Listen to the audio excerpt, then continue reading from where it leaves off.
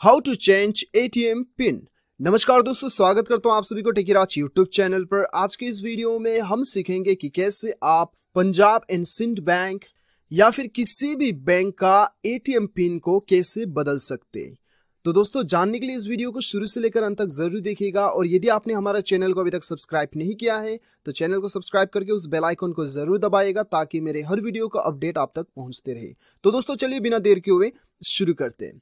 तो दोस्तों, ये वीडियो पे मैं आपको बताऊंगा दो तरीके से आप अपना एटीएम पिन को चेंज कर सकते हैं।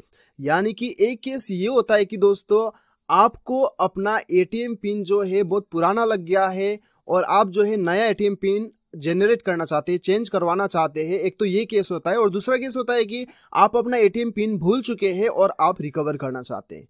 तो ये दो केस में भी आपको क्या करना है वो मैं आपको बताऊंगा। तो सबसे पहले तो हम जानते हैं कि यदि आप जो है अपना एटीएम पिन को चेंज करना चाहते हैं तो वो आप कैसे करते हैं।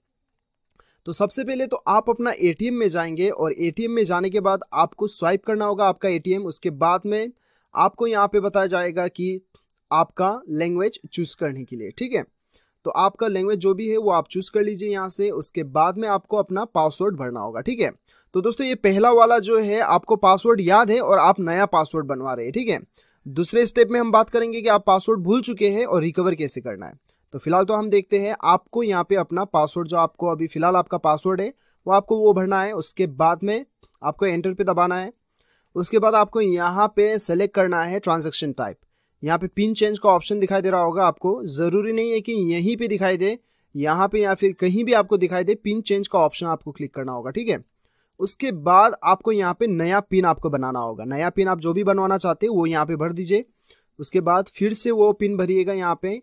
उसके बाद एंटर करने के साथ साथ आपका जो है पिन सक्सेसफुली चेंज हो जाएगा। तो दोस्तों, ये तो था आपको पासवर्ड याद ही था और दूसरा आप पासवर्ड बना रहे थे, ठीक है। पिन कोड याद था और नया पिन कोड आपने बना लिया।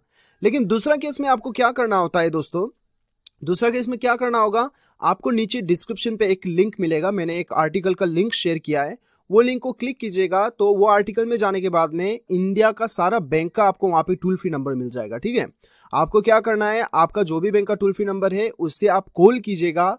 कॉल करके कस्टमर केयर को बताइए कि आपको अपना एटीएम का जो है पिन जो है वो आपको चेंज करवाना है, आप भूल चुके हैं।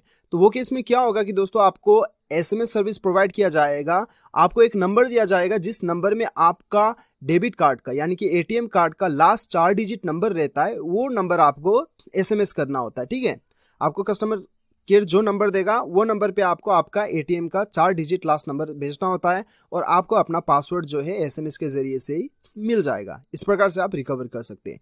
तो नीचे डिस्क्रिप्शन पे लिंक मिल जाएगा, वहां पे चेक करके लिंक क्लिक करके आप अपना टोल फ्री नंबर ढूंढ के आप कस्टमर को कॉल करके आपका एटीएम का पिन बदलवा सकते हैं। तो दोस्तों, इस प्रकार से आप अपना बैंक का एटीएम पिन आसानी के साथ बदल सकते हैं। तो मुझे पूरा उम्मीद है कि आपको वीडियो पसंद आएगा। वीडियो पसंद आए तो एक लाइक जरूर कीजिएगा, चैनल को सब्सक्राइब कीजिएगा, वीडियो को शेयर कीजिएगा। मिलते हैं अगले वीडियो में। अभी के लिए इतना ही। Till then bye bye, take care.